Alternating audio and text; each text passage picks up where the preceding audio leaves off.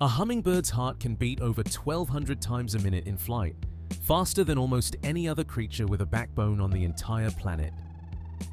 Hummingbirds belong to a family called Trochilidae, with over 360 species found only across the Americas, instantly recognizable by their iridescent feathers and true hovering flight.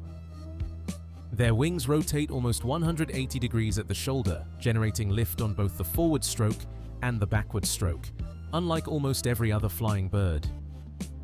Every night, a hummingbird can drop its heart rate to 50 beats a minute and cut its metabolism by up to 95%, entering a hibernation-like torpor to survive till dawn. To fuel that furnace, a hummingbird eats up to half its own body weight in nectar every single day and hunts tiny insects and spiders for extra protein. I will be a hummingbird. I will do the best I can. Wangari Maathai. Entry complete.